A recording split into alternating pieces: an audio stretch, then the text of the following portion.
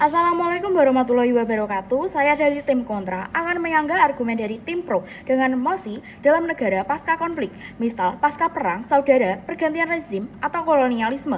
Dewan ini percaya bahwa buku teks sejarah seharusnya lebih berfokus pada pengajaran historiografi bottom up dibandingkan historiografi top down. Saya tidak setuju dengan mosi ini. Terdapat pada argumen tim pro, penulisan historiografi bottom up dilakukan untuk mengurangi tensi atau penurunan tensi sosial pada suatu negara. Mengurangi penurunan tensi ini sosial merujuk pada proses meredanya konflik ketegangan antagonisme antar kelompok masyarakat dalam suatu negara. Hal ini dinilai menciptakan identitas tertentu yang tercipta dari lingkaran kebencian.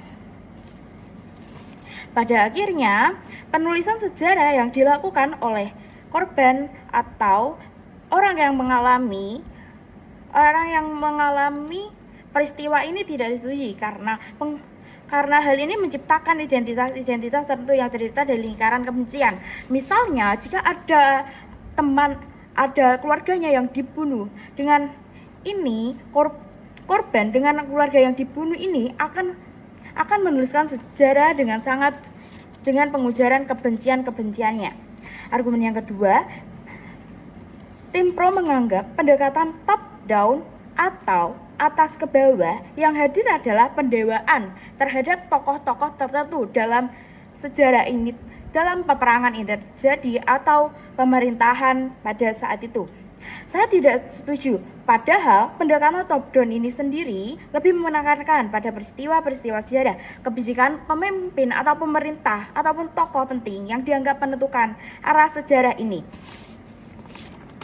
Penulisan sejarah dengan historiografi top down ini dilakukan agar pembaca buku sejarah ini mengetahui apa yang dilakukan pemimpin ataupun pemerintahan saat konflik itu terjadi, untuk apa yang dilakukan pemimpin pemerintahan ini untuk memperjuangkan negaranya ataupun wilayahnya ke rakyatnya.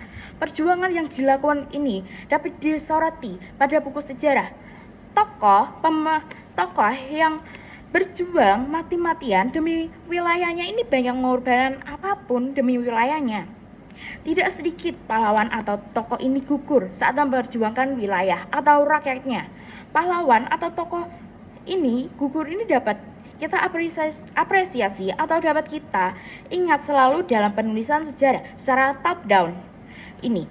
Misalnya, sejarah yang pernah terjadi di Indonesia seperti pahlawan revolusi yang gugur pada 1 Oktober 1965. Pahlawan revolusi ini gugur dalam peristiwa G30 SPKI saat memperjuangkan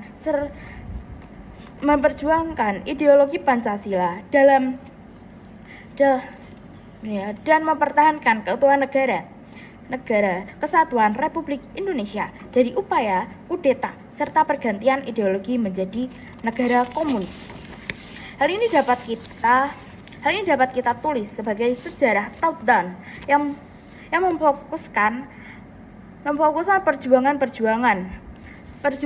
pahlawan ini untuk memperjuangkan negaranya atau rakyatnya. Argumen yang ketiga dari tim pro adalah buku-buku sejarah tidak ingin menyorot kegagalan negaranya.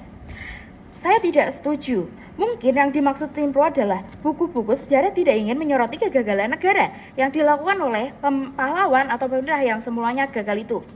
Saya sangat tidak setuju.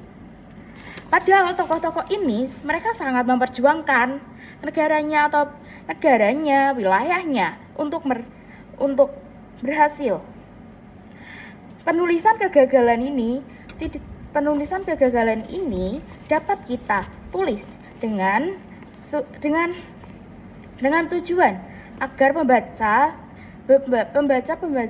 sejarah ini dapat belajar dari kegagalan yang membuahkan kesuksesan besar atau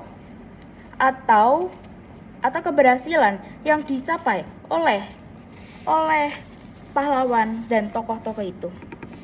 Kesimpulannya, penulisan secara top down ini dapat dilakukan